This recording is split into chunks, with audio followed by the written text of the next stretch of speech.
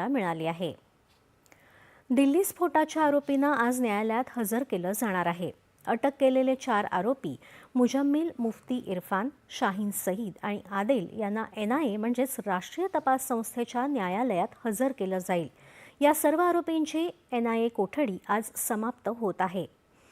हा स्फोट फरीदाबादमध्ये दहशतवादी मॉड्यूल उघडकीला आल्यावर काही तासातच हा स्फोट झाला होता।